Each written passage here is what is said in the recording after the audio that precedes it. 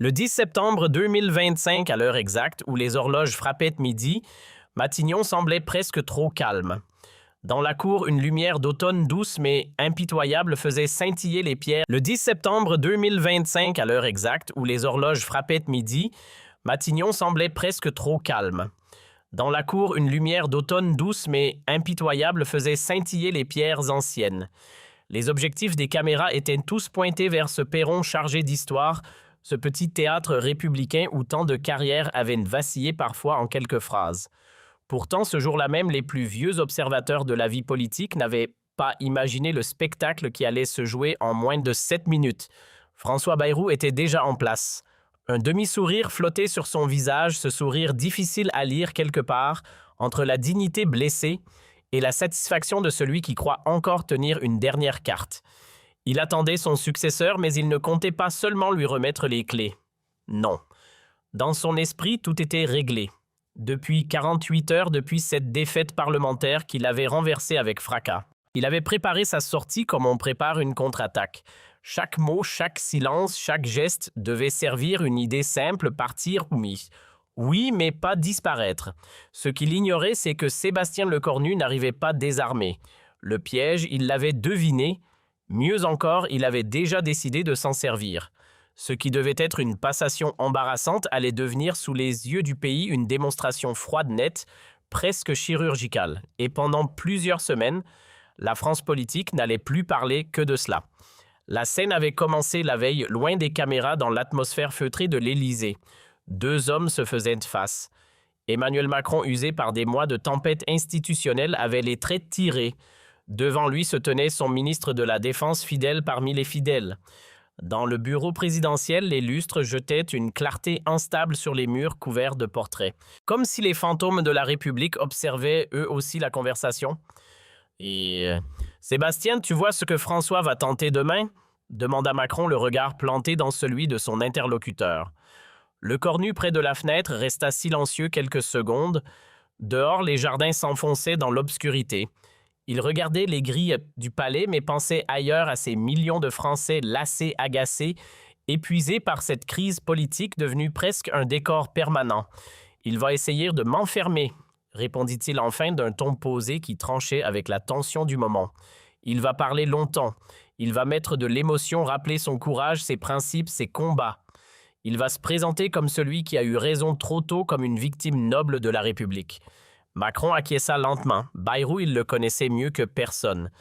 Pendant des années, ils avaient avancé ensemble, parfois alliés, parfois complices. Mais en politique, les fidélités durent rarement plus longtemps que les intérêts, et quand la stratégie entre en scène, l'amitié sort souvent par la porte de service. « François est touché dans son orgueil », reprit le président. 364 députés l'ont désavoué. Jamais sous la Ve République, un chef du gouvernement n'avait perdu un vote de confiance qu'il avait lui-même provoqué. Il ne quittera pas la scène en baissant la tête. Lecornu se retourna alors. Son visage fermé ne livrait presque rien. À 39 ans, il s'apprêtait à devenir le 5e Premier ministre de Macron en moins de 2 ans. Un chiffre spectaculaire, certes, mais pas exactement glorieux. Il disait moins la puissance du président que l'épuisement d'un système politique incapable de tenir debout.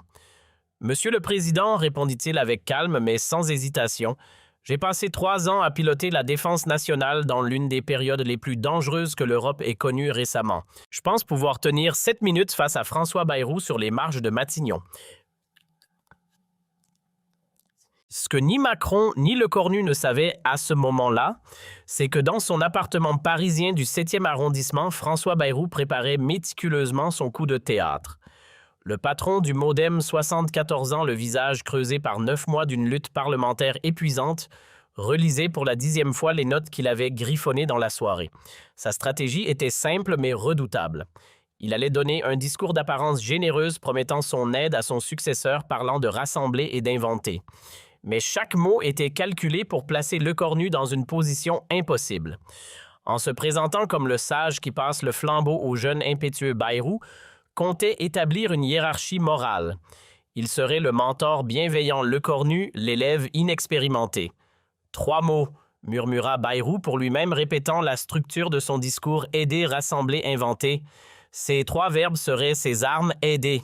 pour suggérer que Lecornu en aurait besoin, rassemblé pour rappeler que lui-même avait essayé mais échoué face à une opposition déraisonnable. Inventé pour insinuer que les méthodes classiques de Macron dont Lecornu était l'incarnation même ne fonctionneraient pas. Le piège était parfait. Si Lecornu acceptait l'aide de Bayrou, il paraîtrait faible. S'il la refusait, il paraîtrait arrogant. Dans les deux cas, Bayrou conserverait une influence, une présence dans le débat public. Il ne partirait pas dans l'oubli comme Michel Barnier, le Premier ministre précédent dont on ne parlait déjà plus. Non, François Bayrou comptait bien rester une figure incontournable de la vie politique française. Ce que Bayrou ignorait, c'est qu'à ce moment précis, dans un petit appartement de Normandie où il avait grandi, Sébastien Lecornu préparait quelque chose de complètement différent. Lecornu n'était pas un orateur flamboyant comme Bayrou. Il n'avait pas l'éloquence de ces vieux routiers de la politique qui pouvaient discourir pendant des heures, mais il avait quelque chose d'autre, une capacité à aller droit au but, une économie de mots qui, dans le contexte actuel, pouvait devenir une arme redoutable. Pas de grands discours, écrivait-il sur une feuille blanche, ces 4 mots seraient le cœur de sa réponse. Pendant que Bayrou préparait des paragraphes entiers, Lecornu préparait des phrases courtes, percutantes qui feraient contraste avec la verbosité habituelle de la politique française. Le matin du 10 septembre, Paris se réveilla sous un ciel incertain. Dans plusieurs quartiers de la capitale, des manifestants du mouvement Bloquons tout commençaient déjà à se rassembler. Le mouvement né sur les réseaux sociaux pendant l'été promettait de paralyser le pays pour protester contre l'austérité, contre Macron, contre le système entier. 80 000 policiers avaient été déployés dans toute la France. L'ambiance était explosive. À 11h30, Bayrou arriva à Matignon dans une voiture noire aux vitres teintées. Les manifestants, encore peu nombreux à cette heure, scandaient des slogans hostiles. Bayrou démissionnait alors même qu'il n'était déjà plus Premier ministre. L'ironie de la situation n'échappa à personne. Dans les salons de Matignon, Bayrou eut un dernier entretien de 50 minutes avec Lecornu. Personne ne sait exactement ce qui fut dit pendant ces 50 minutes. Les seules personnes présentes étaient les 2 hommes et un huissier discret qui apporta du café. Mais selon des sources proches du dossier, la discussion fut tendue. Bayrou tenta d'expliquer pourquoi son budget avait échoué, pourquoi les députés l'avaient trahi, pourquoi les circonstances étaient exceptionnelles. Lecornu l'écouta poliment, prenant peu de notes, posant peu de questions. Son silence même était éloquent. À midi pile, les 2 hommes sortirent dans la cour de Matignon. Les journalistes massés derrière les barrières se pressaient pour ne rien manquer. Les caméras de toutes les grandes chaînes françaises étaient présentes, TF1 France de M6, mais aussi les chaînes d'information continue BFM CNews, LCI. Toutes avaient interrompu leur programme pour cette passation de pouvoir. François Bayrou avança le premier vers le pupitre installé sur le perron. Il portait un costume sombre, une cravate bleue. Son visage affichait ce mélange de gravité et de sérénité qu'il maîtrisait à la perfection après 50 ans de vie politique. Il prit une profonde inspiration et commença à parler. « Monsieur le Premier ministre, dit-il en se tournant légèrement vers Lecornu, nous voici à un moment très important, très exigeant et très dangereux pour la France. Les premiers mots étaient posés important, exigeant, dangereux. 3 adjectifs choisis pour dramatiser la situation, pour suggérer l'ampleur de la tâche qui attendait son successeur. À ce moment, il y a 3 mots qui me viennent, continua Bayrou, sa voix prenant cette tonalité professorale qu'il affectionnait. Aider, rassembler, inventer. Là, le piège était tendu. Aider. Le premier mot était lancé comme une main tendue, mais c'était surtout une affirmation de supériorité. Celui qui aide est au-dessus de celui qui reçoit l'aide. Mon aide et notre aide vous sont acquises, précisa Bayrou, incluant son équipe, son parti, suggérant qu'il formait un bloc de sagesse et d'expérience face aux nouvelles arrivants. Rassembler. Le deuxième mot était plus subtil, en parlant de rassemblement. Bayrou faisait implicitement référence à sa propre tentative échouée. Il avait essayé de rassembler, mais les forces politiques avaient été trop divisées, trop intransigeantes. C'était une manière de dire « j'ai échoué non par incompétence, mais parce que la tâche était impossible ». Inventer. Le troisième mot était le plus dangereux. « Je ne crois pas que nous allons demeurer un pays dans lequel on refuse de voir le réel », déclara Bayrou. « Je crois que nous devons inventer le monde nouveau qui s'impose, mais le faire à partir de la réalité. » C'était une critique à peine voilée. Macron et son camp, dont Lecornu était l'incarnation, refusaient de voir le réel. Ils vivaient dans l'idéologie, dans l'abstraction. Lui, Bayrou, était l'homme du réel, du pragmatisme. Le discours dura près de 4 minutes. 4 minutes pendant lesquelles Bayrou dressa un portrait de lui-même, en homme d'État courageux, lucide, prêt à servir encore, malgré l'injustice dont il avait été victime. Il termina avec une note d'optimisme calculée. « Je ne crois pas une seconde que notre pays va rester éternellement dans les divisions, les injures, la violence. »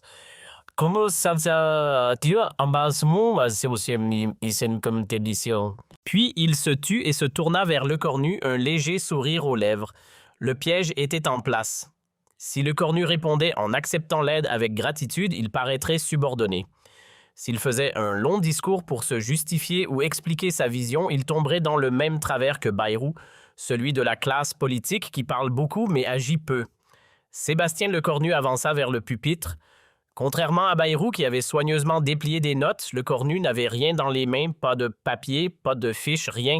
Juste lui, son costume gris sobre et cette expression déterminée qui ne le quittait jamais. Il regarda d'abord Bayrou, puis les caméras, puis de nouveau Bayrou. Le silence dura 3 secondes. 3 secondes qui semblèrent une éternité aux journalistes présents. Et puis Lecornu parla. « Monsieur le Premier ministre, Mesdames, Messieurs, les ministres, Mesdames, Messieurs, commença-t-il d'une voix claire et ferme, je ne vais pas faire de grands discours. Le premier coup venait d'être porté. Pas de grands discours, c'était une réponse directe, presque brutale à la prolixité de Bayrou. Mais surtout, c'était un message aux Français, l'ère des belles paroles était terminée. Cette instabilité et la crise politique et parlementaire que nous connaissons commandent l'humilité et la sobriété, continua Lecornu. Humilité et sobriété, 2 qualités qu'il suggérait implicitement avoir manqué au gouvernement Bayrou. Le nouveau Premier ministre savait exactement ce qu'il faisait. Chaque mot était une pierre dans le jardin de son prédécesseur. « Je remercie évidemment le président de la République pour sa confiance », dit Lecornu, puis se tournant vers Bayrou. Mais je veux surtout non seulement vous remercier pour cette aide que vous me proposez et que je ne refuse pas, et pour cause, mais surtout, je veux saluer l'extraordinaire courage avec lequel vous avez défendu vos intimes convictions de militants et de citoyens jusqu'à cette dernière minute à Matignon. Extraordinaire courage, les mots résonnèrent dans la cour de Matignon comme une claque diplomatique. En apparence, c'était un compliment, en réalité, c'était dévastateur. Lecornu venait de qualifier le mandat de Bayrou en termes de courage plutôt que de résultat. C'était une manière élégante de dire « vous avez essayé courageusement, mais vous avez échoué ».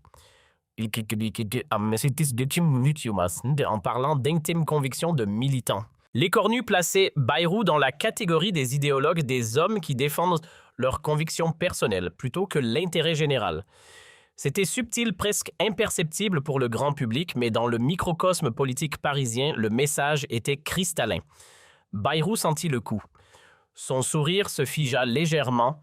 Il comprit à cet instant que le jeune homme qu'il pensait dominer était en train de le démolir méthodiquement, phrase après phrase. « Je crois moi aussi à une forme de justice qui fait qu'un jour tout cela sera reconnu », ajouta Lecornu. « Et je le dis comme étant aussi votre cadet, monsieur le Premier ministre. Votre cadet, le coup de grâce générationnel venait d'être porté. » En se présentant comme le cadet Lecornu établissait un rapport de temps de renouvellement. Bayrou représentait le passé, lui représentait l'avenir. Et le pire, c'est que tout cela était dit avec une politesse parfaite, une déférence apparente qui rendait l'attaque d'autant plus efficace. Puis Lecornu passa à la deuxième partie de son intervention, celle qui allait faire les gros titres pendant des jours.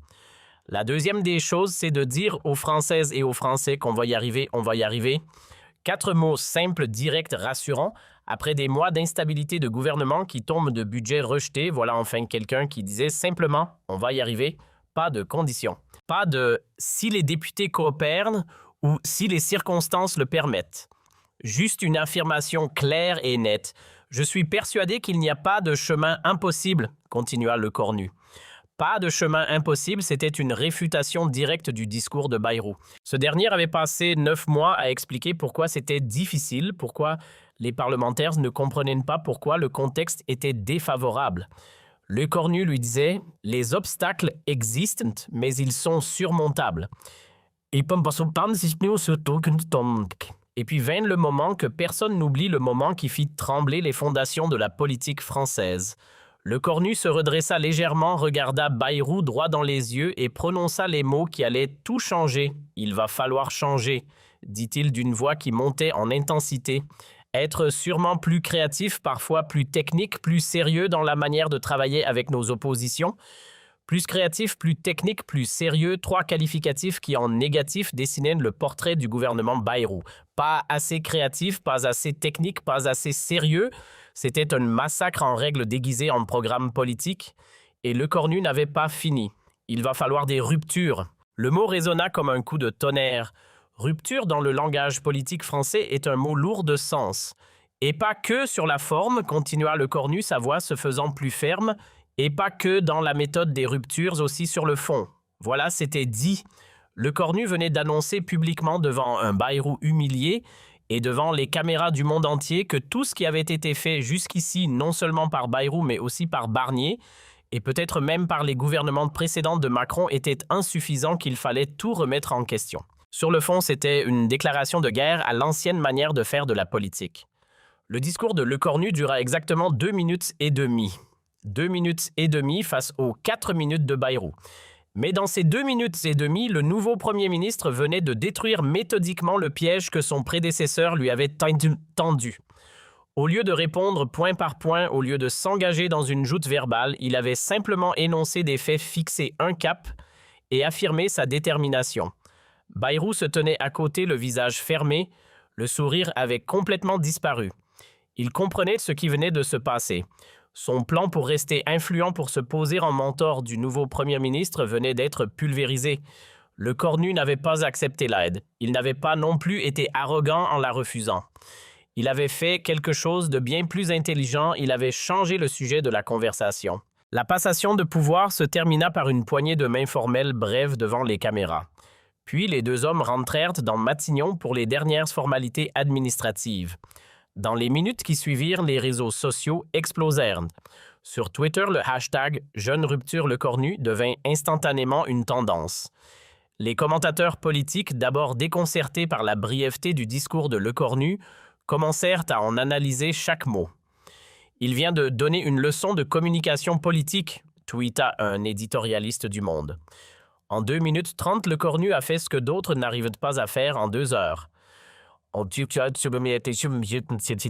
Un autre journaliste sur BFM remarqua « Il n'a jamais dit, il a dit on va y arriver, il va falloir, c'est du collectif ». Sur les chaînes d'information continues, les experts décortiquaient la séquence. Les gestes de Lecornu, son regard direct, son absence de notes, sa posture droite mais pas rigide. Tout avait été calculé pour projeter une image de compétence tranquille, de détermination sans arrogance. Et puis il y avait cette phrase sur les ruptures sur le fond. Les analystes politiques en comprirent immédiatement la portée. Lecornu venait d'annoncer qu'il ne se contenterait pas de méthodes différentes pour atteindre les mêmes objectifs, il visait des objectifs différents. Dans les bureaux du Parti socialiste rue de Solferino, Olivier Faure regardait la scène se dérouler sur l'écran de télévision avec un mélange d'intérêt et de méfiance. « Des ruptures sur le fond, murmura-t-il. Voyons voir si c'est sincère ou juste du marketing politique. » Au siège du Rassemblement national à Nanterre, Jordan Bardella prenait des notes. Le jeune président du RN 30 ans reconnaissait en Lecornu quelque chose qu'il comprenait, l'art de la rupture générationnelle. « Soit il y a rupture, soit il y aura censure », déclara-t-il peu après dans un communiqué. Le message était clair. Lecornu avait promis du changement, il serait jugé sur ses actes. Pendant ce temps, dans les couloirs de Matignon, François Bayrou faisait ses derniers adieux à son équipe. Certains ministres avaient les larmes aux yeux. D'autres affichaient une colère contenue. Tous sentaient qu'ils venaient d'assister à quelque chose d'inhabituel. « Il nous a humiliés » murmura un conseiller de Bayrou à son voisin. « Non » répondit le voisin, un vieux routier de la politique. « Il a été poli, respectueux même, mais il a été d'une clarté brutale. C'est pire qu'une humiliation. C'est une mise à l'écart. » Bayrou lui gardait le silence. Son visage était devenu un masque impénétrable. Il serra des mains, fit des embrassades formelles, puis monta dans sa voiture officielle pour la dernière fois. Direction sa mairie de Pau, dans le sud-ouest où il restait élu. La voiture démarra, traversa les grilles de Matignon et François Bayrou disparut de la scène nationale aussi brutalement qu'il y était apparu 9 mois plus tôt. À l'intérieur de Matignon, Sébastien Lecornu était déjà au travail. À 14h30, il recevait Gabriel Attal, chef des députés Renaissance, le parti de Macron. À 15h, les représentants des Républicains. À 17h30, Édouard Philippe, ancien Premier ministre et rival potentiel. Le marathon des consultations commençait, mais quelque chose avait changé dans l'atmosphère politique. Les politiciens qui défilaient à Matignon cet après-midi-là n'avaient plus tout à fait la même attitude que lorsqu'ils venaient voir Bayrou ou Barnier. Ils sentaient qu'ils avaient affaire à quelqu'un de différent, quelqu'un qui ne perdrait pas son temps en discussion infinie, qui n'essaierait pas de les convaincre par l'éloquence, quelqu'un qui agirait. Le soir du 10 septembre, les journaux télévisés de 20 heures consacrèrent toute leur ouverture à la passation de pouvoir. Sur TF1, Gilles Boulot commenta « Une page se tourne ». En moins de 3 minutes, Sébastien Lecornu a imposé un style radicalement différent. Sur France 2, Anne-Sophie Lapix nota « Ce qui est frappant, c'est l'économie de mots ». Dans un monde politique où l'on parle beaucoup pour ne rien dire, Lecornu a choisi de dire beaucoup en parlant peu. Sur M6, Karim Rissouli alla plus loin. La vraie question maintenant, c'est ces ruptures, ce qu'il promet. C'est quoi concrètement, parce que les Français en ont assez des promesses? C'était effectivement la question cruciale. Lecornu avait gagné la bataille de la communication lors de la passation de pouvoir, mais la guerre politique ne faisait que commencer. Dans les jours qui suivirent, les révélations sur ce qui s'était vraiment passé commencèrent à filtrer. Selon des sources proches de Bayrou, l'ancien premier ministre avait passé la nuit précédant la passation à peaufiner son discours. Il avait consulté ses conseillers en communication répétée devant le miroir chronométré chaque phrase. Il voulait que ce moment soit mémorable, que l'on se souvienne de François Bayrou comme d'un homme d'État qui parle à tête haute. Mais ce qu'il n'avait pas anticipé, c'est que Lecornu avait une toute autre conception de la mémorabilité. Pour Bayrou, un discours mémorable était un discours long, riche en références, en métaphores, en tournures élégantes. Pour Lecornu, un discours mémorable était un discours qui marque par sa concision et sa force. 2 générations, 2 philosophies, 2 époques. Ce qui se passa entre les 2 hommes pendant leur entretien privé de 50 minutes reste en grande partie mystérieux. Mais selon une source souhaitant garder l'anonymat, Bayrou tenta de donner des conseils à Lecornu sur la gestion du Parlement. François lui a expliqué en détail pourquoi son budget avait échoué, raconta cette source. Il a parlé des différentes factions, des personnalités difficiles, des lignes rouges de chacun. Lecornu l'écoutait poliment, mais on voyait bien qu'il pensait à autre chose. À un moment, continua la source, Bayrou lui a dit « Sébastien, vous allez voir, c'est plus compliqué que ce que vous imaginez. Le Parlement, ce n'est pas l'armée. Vous ne pouvez pas donner des ordres. » Et Lecornu a répondu calmement « Je ne compte pas donner des ordres. Je compte trouver des accords. » C'est différent. Cette réponse apparemment anodine révélait toute la différence d'approche. Le 11 septembre, lendemain de la passation, Lecornu entama un marathon de consultations sans précédent. Contrairement à ses prédécesseurs qui recevaient les partis séparément et étalaient les consultations sur plusieurs jours, Lecornu décida de réunir autour d'une même table les chefs de parti du socle commun Renaissance, Modem, Horizon, les Républicains. « On va gagner du temps », expliqua-t-il à ses conseillers. « Si je les reçois séparément, chacun va me raconter sa version, me faire des demandes contradictoires. Si je les réunis ensemble, ils devront se mettre d'accord devant moi. » La méthode était audacieuse. Jamais un premier ministre n'avait osé faire cela. Le risque était que la réunion dégénère en dispute, que les différents partis se déchirent publiquement. Mais Lecornu avait calculé son coup en les forçant à confronter leurs divergences en sa présence. Il les obligeait à chercher des compromis immédiats. La réunion dura 3 heures. 3 heures intenses pendant lesquelles les différentes formations étalèrent leurs désaccords. Mais à la fin, un consensus émergea sur certains points clés, pas de suppression de jours fériés, maintien d'une contribution sur les hauts revenus, et surtout un processus de consultation continue avec l'opposition de gauche, notamment le Parti socialiste. C'était déjà plus de progrès que Bayrou n'en avait fait en 9 mois. Le 12 septembre, Lecornu reçut les syndicats CGT, CFD, TFO. Tous vinrent à Matignon avec des listes de revendications longues comme le bras. Le mouvement Bloquons tout avait mobilisé des centaines de milliers de personnes le 10 septembre. Les syndicats étaient en position de force. Mais là encore, Lecornu déjoua les attentes. Au lieu de recevoir chaque syndicat séparément, il organisa une table ronde commune.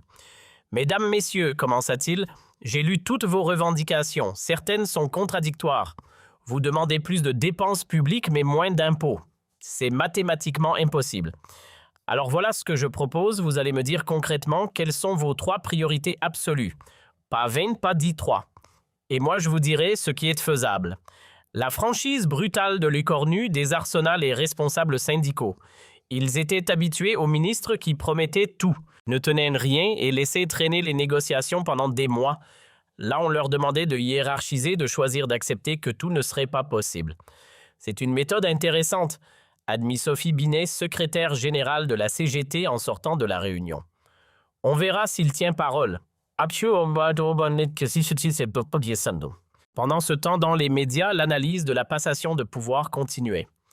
Des spécialistes en communication décortiquaient chaque geste, chaque mot de Lecornu. Un professeur de sciences politiques de Sciences Po publia une tribune remarquée dans Le Figaro. Lecornu a compris ce que toute la classe politique semble avoir oublié.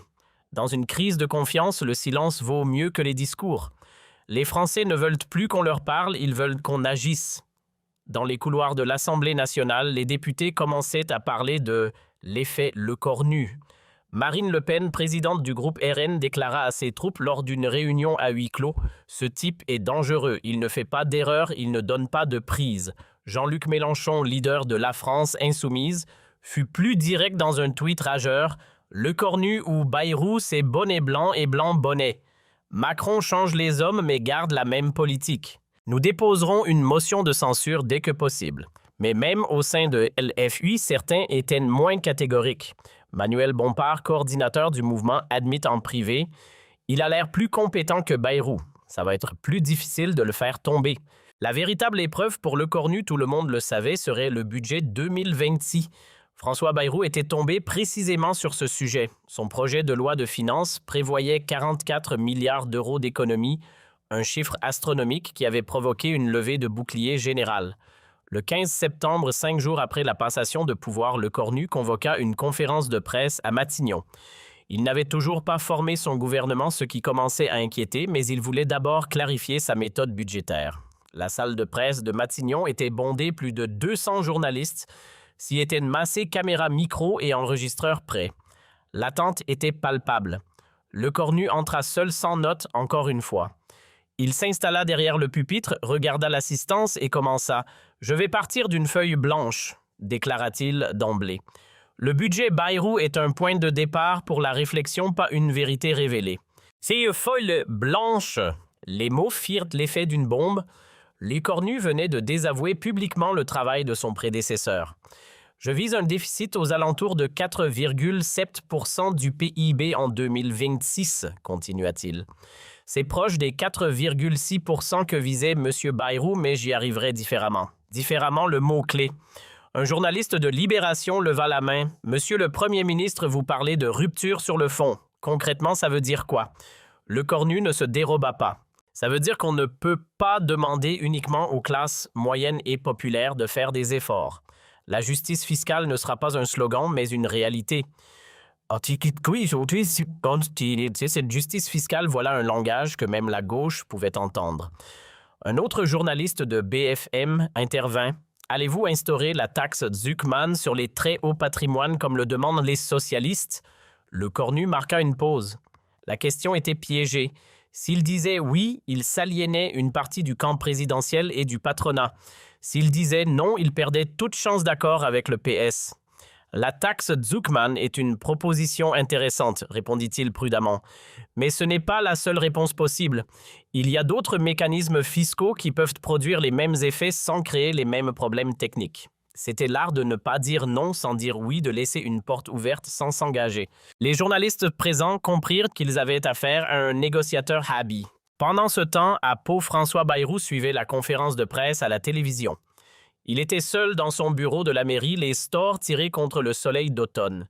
Chaque phrase de Lecornu était comme une gifle supplémentaire. Feuille blanche, différemment, justice fiscale. Bayrou avait passé 9 mois à défendre un budget d'austérité, à expliquer que les classes aisées payaient déjà assez d'impôts que l'effort devait être partagé. Et voilà que Lecornu, en quelques phrases, détricotait tout ce discours. Le téléphone de Bayrou sonna. C'était Jean-Louis Bourlanger, député MODEM et fidèle allié. François, tu regardes, demanda Bourlange. Il est en train de nous désavouer complètement. Je vois, répondit Bayrou d'une voix éteinte.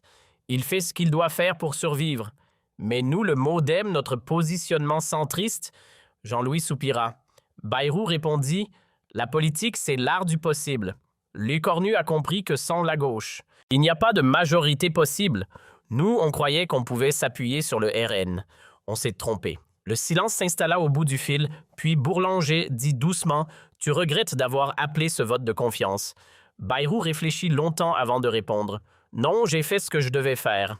Mais peut-être que j'ai surestimé ma capacité à imposer une ligne. Lecornu, lui, ne cherche pas à imposer, il cherche à composer. C'était peut-être l'analyse la plus lucide de la situation. Bayrou avait tenté d'être un premier ministre fort imposant ses vues au Parlement. Lecornu tentait d'être un premier ministre stratège, construisant des majorités variables selon les sujets. Le 20 septembre, 10 jours après la passation, Lecornu annonça enfin la composition de son gouvernement. Il avait pris son temps contrairement à ses prédécesseurs qui s'étaient précipités. Le gouvernement comptait 22 ministres, un nombre réduit par rapport aux 35 du gouvernement Bayrou. Un gouvernement resserré pour plus d'efficacité, expliqua Lecornu. Certains noms firent sensation. Benjamin Haddad, jeune député Renaissance, fut nommé ministre des Armées, remplaçant Lecornu à ce poste. Roland Lescure hérita de Bercy le prestigieux ministère de l'Économie. Mais la vraie surprise vint avec la nomination de Catherine Vautrin aux affaires sociales. Vautrin, issu des Républicains, était connu pour ses positions sociales relativement progressistes. Sa nomination était un signal clair à la gauche, Lecornu était prêt au dialogue. Le gouvernement fut accueilli avec un mélange de scepticisme et de curiosité. « On va voir ce qu'ils font », commenta Olivier Faure, le patron du PS. Pour l'instant, ce ne sont que des noms. Jordan Bardella lui fut plus tranchant. Un gouvernement Macron bis, aucune rupture juste du recyclage. Mais l'analyse la plus fine vint d'un éditorialiste du Monde. Lecornu a fait quelque chose de subtil. Il n'a nommé aucune personnalité trop marquée idéologiquement. Tous ses ministres sont des techniciens, des gestionnaires. Il envoie un message, on va arrêter de faire de l'idéologie, on va gérer le pays. Le 25 septembre, Lecornu donna sa première interview télévisée aux Parisiens. Le quotidien populaire avait été choisi stratégiquement. Pas Le Monde, pas Le Figaro, mais Le Parisien, le journal des classes moyennes, net. Dans cet entretien, Lecornu se montra d'une franchise désarmante. « Je ne suis pas un magicien, admit-il. Je ne vais pas résoudre tous les problèmes de la France en 3 mois, mais je vais essayer de remettre le pays sur les rails. » Sur la question de la taxe sur les hauts patrimoines, il précisa « La taxe Zuckman telle qu'elle, non. Mais une contribution renforcée sur les très hauts revenus, oui, ce n'est pas la même chose. » Sur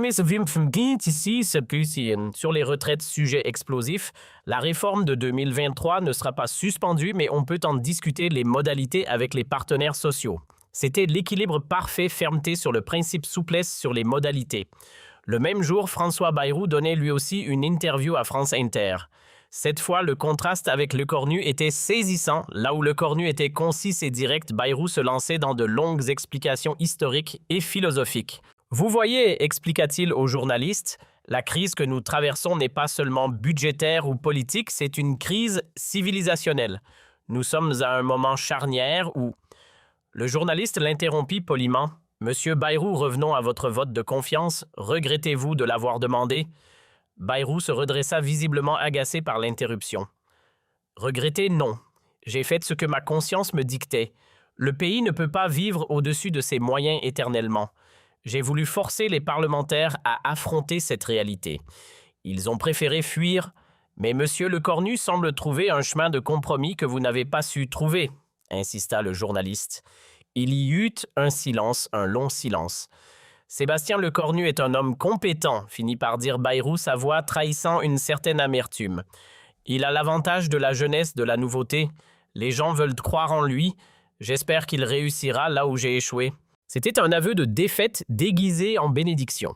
Les auditeurs de France Inter comprirent que Bayrou, malgré ses belles paroles lors de la passation, n'avait pas vraiment digéré son échec.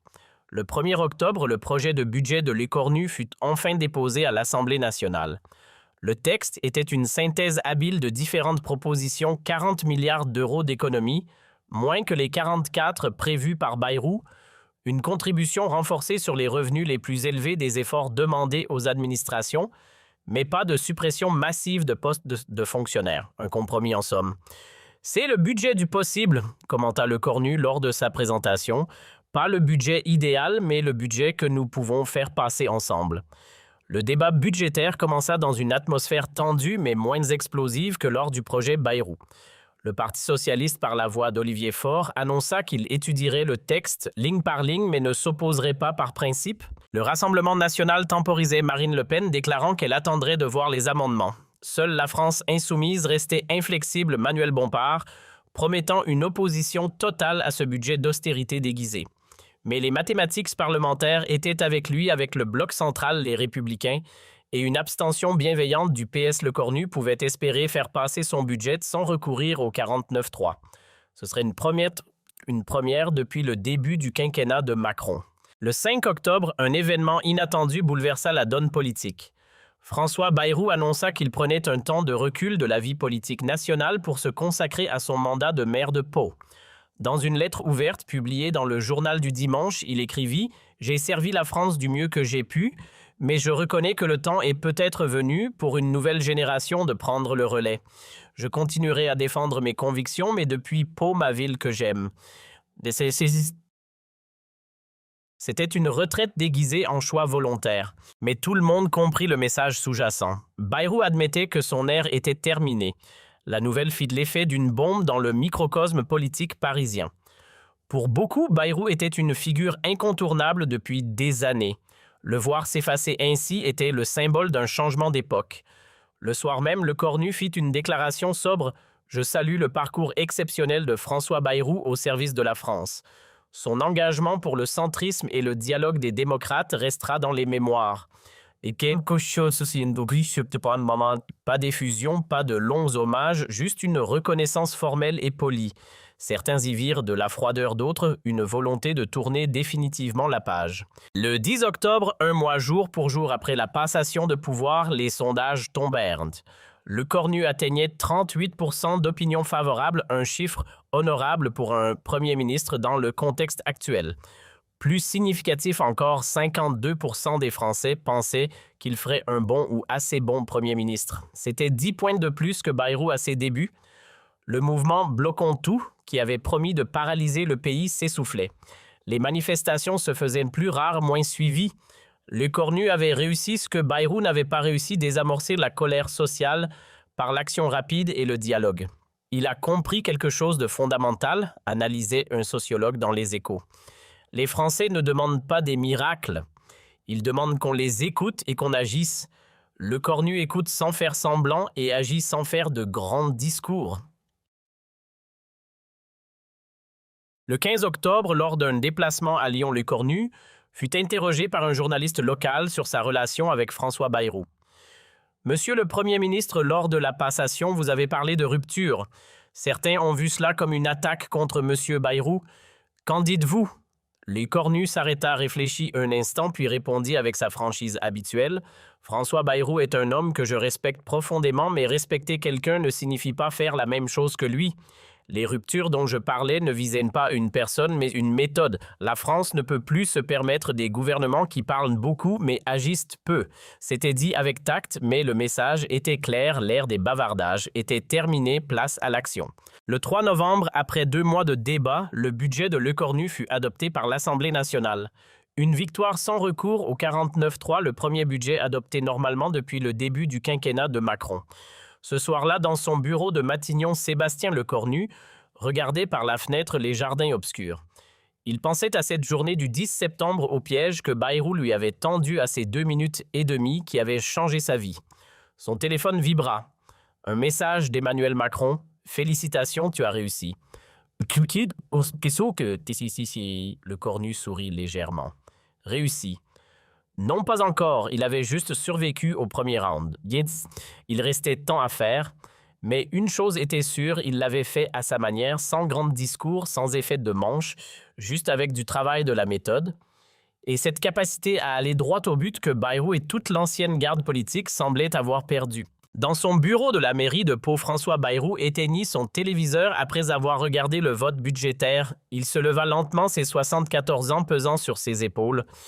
Il regarda les photos sur son mur, 50 ans de vie politique, de combats, de victoires et de défaites. Sébastien Lecornu a compris quelque chose que je n'ai jamais compris, murmura-t-il pour lui-même. Que dans la politique moderne, ce ne sont pas les beaux discours qui comptent, ce sont les résultats. Et il éteignit la lumière de son bureau et sortit dans la nuit béarnaise. Sa carrière nationale était terminée et au fond de lui, malgré l'amertume, il le savait. C'était peut-être mieux ainsi. La France avait besoin d'autre chose, d'une autre génération, d'une autre méthode, d'une autre voie. 7 minutes sur le perron de Matignon le 10 septembre 2025 avaient suffi pour que le monde comprenne que le changement n'était pas qu'un slogan, c'était une réalité. François Bayrou avait tendu un piège parfait, mais Sébastien Lecornu